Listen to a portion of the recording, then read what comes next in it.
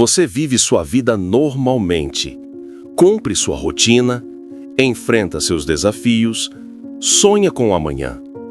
Mas e se, de repente, a sua consciência despertasse em outro lugar? Não numa sala, nem num quarto, nem mesmo na terra, mas num ambiente sombrio, denso, onde tudo comunica dor, separação e ausência total de Deus. Um lugar onde o tempo não corre, ele se arrasta. Um lugar que chamam de inferno. A palavra de Deus diz que onde há concordância, há poder. Antes de seguir, comenta aqui embaixo: eu concordo com essa palavra. E deixa o Espírito agir através da tua fé.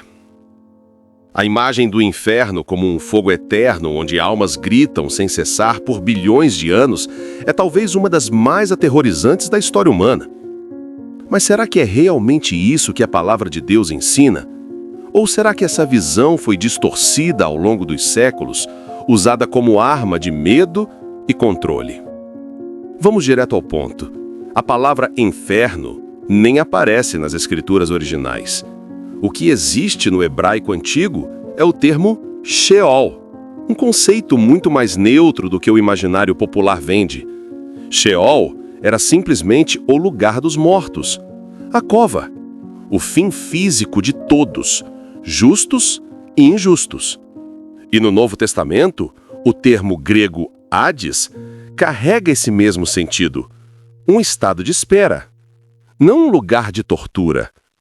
A coisa só começa a mudar quando traduzem tudo isso para inferno, jogando dentro de um só rótulo o que antes eram conceitos distintos como Sheol, Hades, Geena e Tártaro. Resultado? Um caos teológico. Um lugar que virou sinônimo de sofrimento eterno, mesmo sem base bíblica sólida. A palavra diz que os vivos sabem que vão morrer, mas os mortos não sabem nada. Eclesiastes 9:5. Isso já nos diz muito sobre o estado dos mortos segundo a Bíblia. Nem mesmo Davi, chamado homem segundo o coração de Deus, subiu aos céus após a morte. Atos 2:34 deixa claro, pois o Davi não subiu ao céu. Isso confronta diretamente a crença popular de que ao morrer já se vai direto para o céu ou para o inferno. A Bíblia mostra outra coisa: espera, julgamento, ressurreição.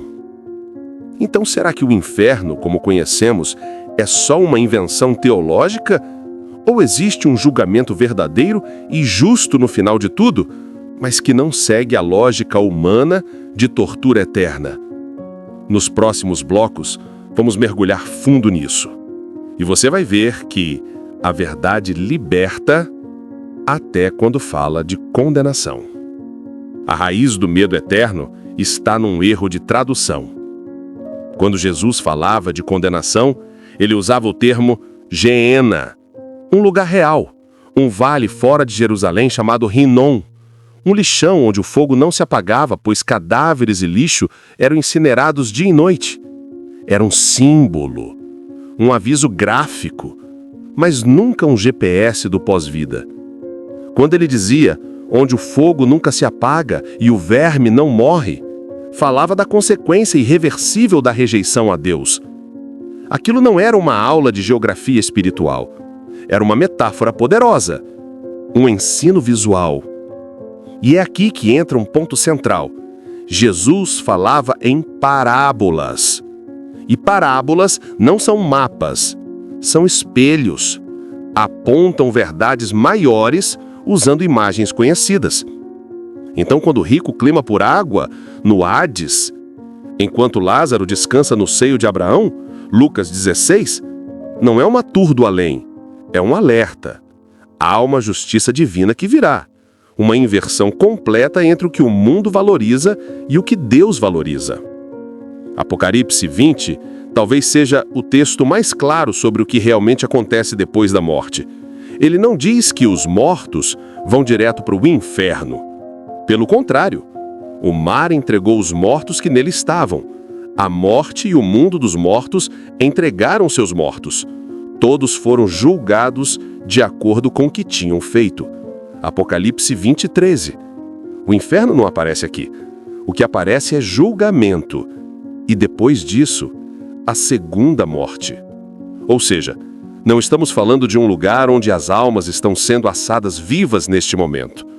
Estamos falando de um processo espiritual, moral e escatológico. Uma condenação final baseada nas obras, na fé, na rejeição ou aceitação de Cristo. A morte e o Hades, o que muitos ainda chamam de inferno, serão lançados no lago de fogo. Apocalipse 20:14. Isso não é simbólico de um castigo eterno, mas da eliminação definitiva da morte e do mal. Isso é justo, não sadismo divino. E esse é o ponto que revoluciona tudo, porque o inferno, como vendem por aí, não é apenas uma ameaça, é uma caricatura, um espantalho construído sobre traduções erradas e interpretações convenientes. Mas a verdade bíblica vai muito além do medo.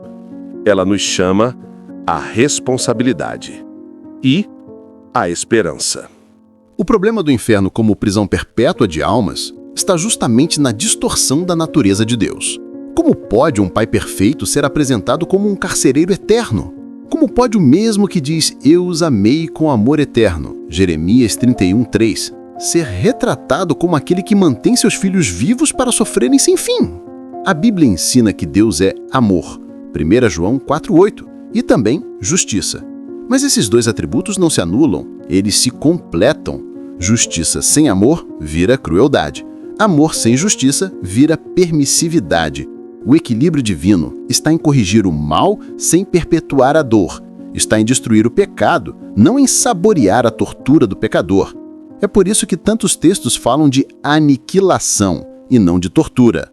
Malaquias 4:1-3 diz que os ímpios serão como palha no fogo e não sobrará nem raiz, nem galho. E veja o detalhe: os justos pisarão os perversos, que serão como cinzas debaixo das suas solas. Cinzas! Não chamas eternas, cinzas. Sodoma e Gomorra são outro exemplo didático. Judas 1:7 diz que elas sofreram a pena do fogo eterno. Mas essas cidades estão queimando até hoje? Não. Foram consumidas. O que resta é a lição. O fogo eterno significa destruição definitiva, não combustão perpétua. E mais, Jesus falou da destruição eterna. 2 Tessalonicenses 1:9. A palavra destruição já implica fim, não continuidade. Se você destrói algo eternamente, ele deixa de existir para sempre. Esse é o juízo, perder a existência, a presença de Deus, a possibilidade de vida. Talvez alguém diga, mas e Apocalipse 14? Lá fala que o tormento sobe para sempre. Sim, mas não diz que o sofrimento é eterno, diz que a fumaça do tormento sobe para sempre, ou seja, o rastro do juízo permanece. A memória do que foi feito fica, a consequência é eterna. Mas não há uma alma gritando ainda lá. Isso é poesia apocalíptica, não é um documentário do além. É muito mais coerente crer num Deus que dá fim ao mal do que num Deus que o eterniza, porque o fogo de Deus purifica, consome o pecado, limpa a criação, não alimenta uma masmorra espiritual sem fim. E é nesse ponto que a justiça divina revela sua beleza. Ela não é vingativa, ela é restauradora. Ela encerra o ciclo do mal para sempre e nos chama a escolher, agora, se queremos estar do lado da vida eterna ou da morte eterna. A pergunta que muitos fazem é, se ninguém está agora no inferno, então onde estão os mortos? A resposta da Bíblia é direta. Estão dormindo. Estão no Sheol ou no Hades, dependendo se você lê o texto no hebraico ou no grego. Ambos significam a mesma coisa, sepultura, o estado de inconsciência após a morte. Eclesiastes 9:5-6 deixa isso escancarado. Os vivos sabem que vão morrer, mas os mortos não sabem nada. Eles não têm mais recompensa, e deles até a lembrança desapareceu. O amor, o ódio e o ciúme há muito desapareceram. Nunca mais terão parte em coisa alguma do que acontece debaixo do sol. Ou seja, não há tormento, não há consciência, há silêncio, espera. Esse sono espiritual não é o fim, é uma pausa, porque a Bíblia também anuncia a ressurreição de todos, justos e ímpios, num julgamento final. João 5, 28 ao 29 afirma: vai chegar o tempo em que todos os mortos ouvirão a voz do Filho do Homem e sairão dos túmulos. Aqueles que fizeram o bem ressuscitarão para a vida, e os que fizeram o mal ressuscitarão para serem condenados. Essa é a parte mais ignorada da teologia popular. Ninguém está no céu ou no inferno agora. Todos aguardam. Ninguém escapou do tempo. O juízo ainda não aconteceu. E é depois desse julgamento que o destino final será selado. Apocalipse 20 confirma isso com clareza. Livros são abertos, o livro da vida é examinado e os mortos são julgados segundo as suas obras. A justiça de Deus não é baseada em religião, mas em obras, fé viva que se expressa em ações, escolhas reais, caminhos seguidos. E é aí que muitos tropeçam, acham que crer é suficiente, mas a Bíblia diz que a fé sem obras é morta. Tiago 2,26. O julgamento não é só uma formalidade, ele é um momento em que cada história será lida diante do trono, e ninguém poderá alegar ignorância ou injustiça. Tudo será revelado. Esse juízo é justo, porque é feito por aquele que conhece até os pensamentos mais íntimos. Não haverá exageros, não haverá injustiças. Cada um receberá exatamente o que plantou. Uns para a vida eterna, outros para a segunda morte. Simples assim. E se até aqui essa palavra está te edificando, curte o vídeo e se inscreve para continuar recebendo revelações como essa. É assim que a verdade se espalha e o reino se fortalece. Agora que a gente já entendeu que ninguém está no inferno agora e que o julgamento ainda está por vir, precisamos encarar o que esse julgamento realmente significa, porque a maior distorção que existe nesse assunto é pensar que o juízo final será um grande espetáculo de condenação coletiva, onde todos os que erraram vão direto para o fogo eterno sem chance de defesa. Mas a Bíblia não mostra isso. Jesus deixa bem claro em Lucas 12 que nem todos serão punidos da mesma forma. Aquele que conhece a vontade do seu Senhor e não se prepara, nem faz o que ele quer, será castigado com muitos açoites. Mas aquele que não a conhece e faz coisas merecedoras de castigo, com poucos açoites será castigado. Entendeu? Deus avalia intenção, conhecimento, arrependimento e obras. Não é uma sentença genérica, é personalizada, é cirúrgica, ele julga com justiça perfeita. Isso quebra totalmente aquela ideia do inferno como um campo de concentração onde todo mundo sofre igual, do assassino ao mentiroso, do anticristo ao ateu distraído. Isso seria injustiça. E Deus não é injusto. Agora pensa comigo. Se o salário do pecado é a morte, Romanos 6,23, e não sofrimento eterno, então o juízo é uma sentença de corte, não de tortura. É como Jesus disse: temam aquele que pode destruir tanto o corpo quanto a alma no inferno. Destruir, não aprisionar para sempre. É aqui que entra a beleza da justiça divina. Ela não apenas pune, ela corrige, separa e encerra o mal de forma definitiva. O inferno tradicional não acaba com o mal, ele só o mantém aceso para sempre, mas o juízo de Deus elimina, apaga, encerra a existência dos que rejeitaram a luz. Essa é a segunda morte. E aqui vai um ponto forte. Não existe vida eterna para os insalvos. Se existisse, mesmo no sofrimento eles estariam vivos. Mas a vida eterna é exclusiva para os salvos. Os outros são apagados da existência após o juízo. Não por vingança, mas por coerência espiritual. Porque o mal não pode permanecer diante da santidade de Deus. Se essa palavra até aqui acendeu algo dentro de ti, confirma com um like e se inscreve para essa mensagem alcançar mais vidas famintas por verdade.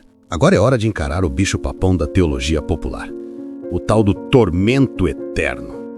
A pergunta é direta: se Deus vai punir os ímpios com fogo eterno, isso significa que eles vão sofrer conscientemente para sempre? Primeiro, a gente precisa entender que eterno na Bíblia nem sempre significa sem fim cronológico. Às vezes significa algo com consequências eternas, não necessariamente duração infinita. Exemplo, Judas 1,7 fala que Sodoma e Gomorra sofreram pena do fogo eterno. Mas as cidades estão queimando até hoje? Óbvio que não. O fogo foi eterno no efeito, destruição total, sem volta. Mesma coisa com Malaquias 4,1. Todos os arrogantes e todos os que praticam o mal serão como palha, e o dia que está chegando os queimará completamente. Não sobrará raiz nem galho. Isso soa como gente viva gritando por trilhões de anos? Ou como aniquilação total? Fica claro. Agora segura essa. Apocalipse 14:11 diz que a fumaça do tormento sobe para todo sempre e não tem descanso nem de dia nem de noite. Parece forte, né? Mas repara, o texto fala da fumaça, não do grito, da consequência, não da experiência consciente. Assim como o rastro da destruição de Sodoma ainda ecoa na memória, mas não no fogo literal. É linguagem apocalíptica, simbólica, profética. Não é uma webcam do além.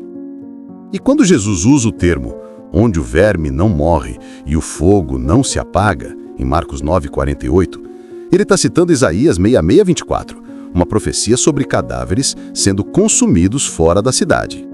Vermes de fogo lidando com corpos, não com almas imortais. É uma ilustração do fim irreversível, não de um reality show de dor infinita. A ideia de castigo proporcional não eterno faz muito mais sentido com a justiça divina. Deus não se alegra na morte do ímpio, Ezequiel 33:11. Imagina manter pessoas vivas eternamente só para sofrer. Isso não é justiça, isso é crueldade. E Deus não é cruel. O lago de fogo existe sim, mas não como um parque de sofrimento.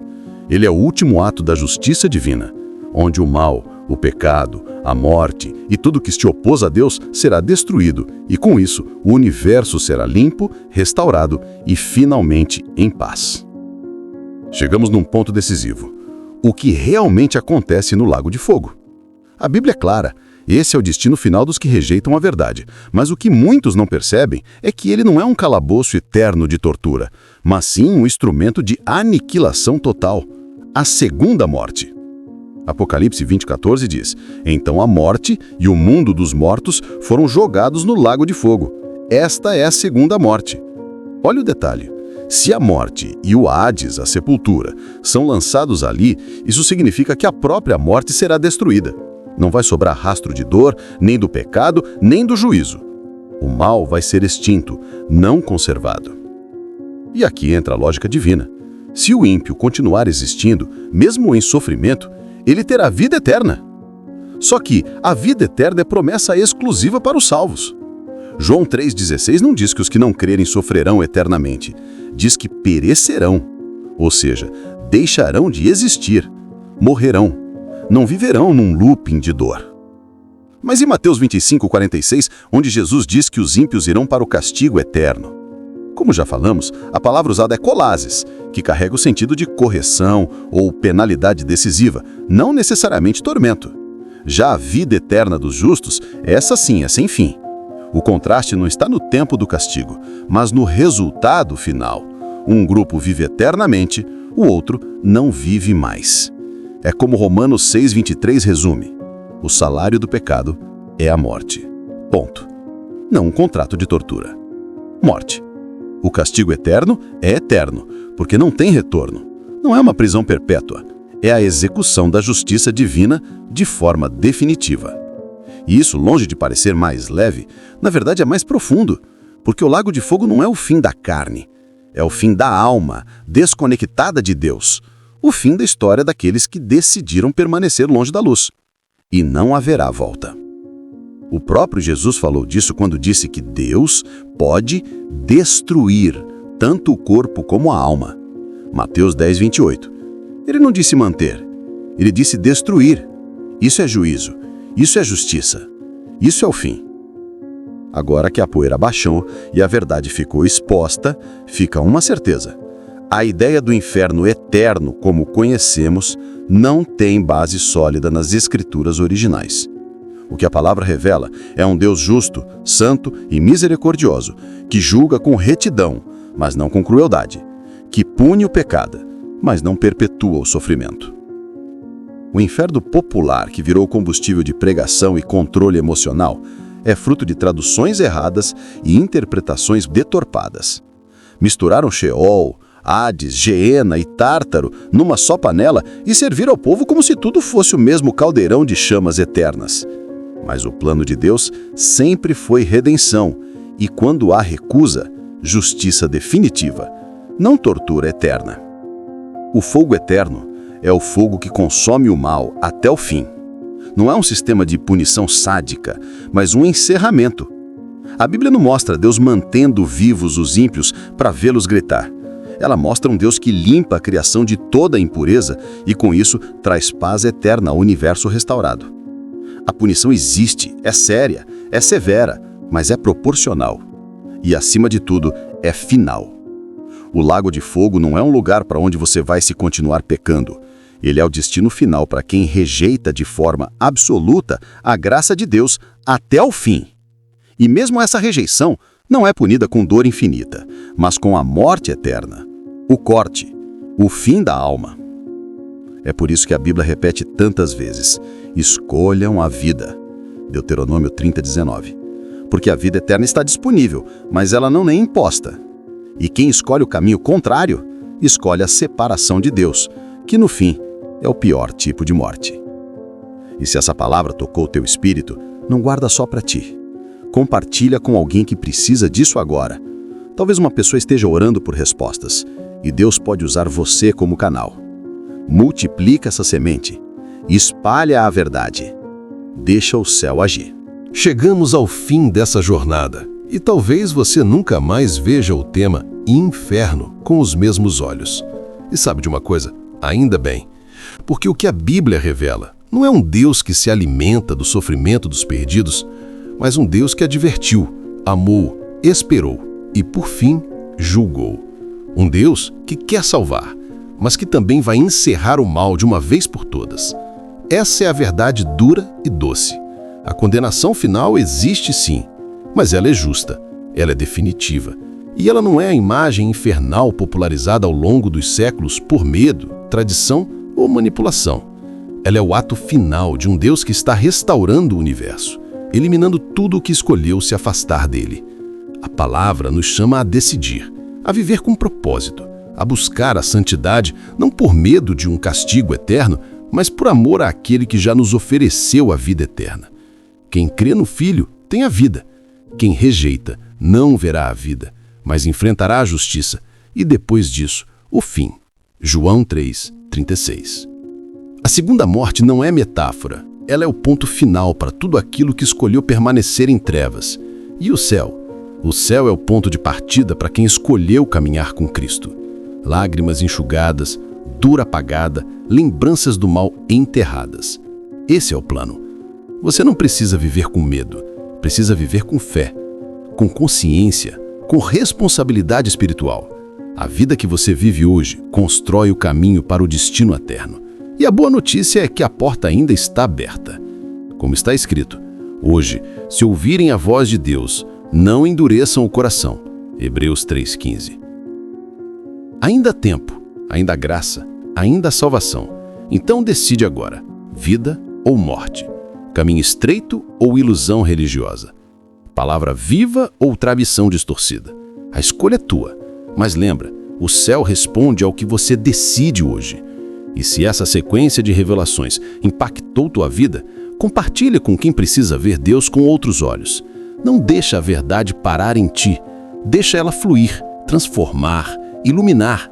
Porque uma alma desperta pode mudar destinos. E a tua já começou a mudar.